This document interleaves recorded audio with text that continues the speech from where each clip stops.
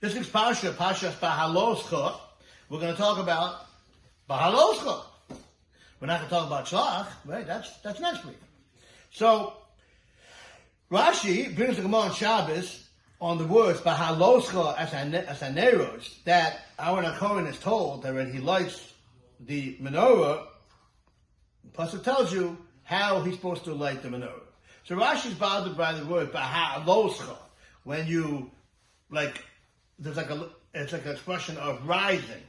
Who's rising? Okay, if you're from Philadelphia, there was Max Reiser, Zechron Lebracha. But that has nothing to do with this. Uncle Max, Oliver Shalom. But Behaaloscha, when you kindle the Neros. Why such a strange expression of Behaaloscha? So Rashi brings that Behaaloscha is because Hashem Shahalahav Ole, because the flames rises. Kosa Behaaloscha, so the pasuk says about their kindling, Lashon Aliyah, an expression of rising. Because when you hold the fire to the wick, it has to be to the extent until the flame rises by itself. So the Sfarim tell us that this is also a reminder about Torah. The menorah is a symbol of Torah, and the neros, the lights, are a symbol to the students, and the person who lights the neros is like the Rebbe that teaches the students. Therefore, a rabbi has to teach his students to the extent that the students become so devoted and connected to the Torah that they can rise by itself without you sitting there holding the flame the whole time.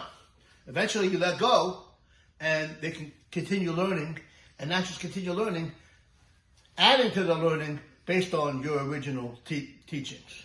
So the Rebbe's job is not just to teach the material, but to teach them to the extent that they can take the information and add on their own. Responsibility is also on the students to become such a student that's so devoted to his Rebbe that he can add to the Rebbe's teaching. Not just that, he can figure out what the Rebbe would say without him actually being there. Where do you see this? You see this from a great vort from the Yeshiva of the Mir, Reb Chaim Shmulevitz Zatzal. There's a stira, there's a contradiction. On the one hand, Rabbi Eliezer says that every single thing he said in Torah, he got from his Rebbe. On the other hand, he also says that the Gemara tells us, the Mishnah tells us, and Avos Reb Nassim, he said things that nobody heard in the world. If he said things that nobody heard in the world, obviously he didn't hear it from his Rebbe. Will the real Rebbe Eliezer please stand up? Zok Reb Chaim Shmulevitz, that he was so devoted to his Rebbe, he knew what his Rebbe would say on the sukkah without the Rebbe actually being there.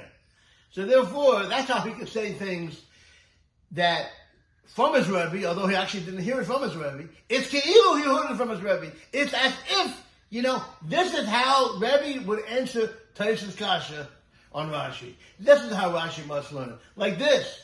Because he was so devoted to his Rebbe, he knew what the Rebbe would say without the Rebbe actually being there. So the halachos of the menorah really teach us halachos of the great Talmud and Rebbe relationship. A good Shabbos, everyone.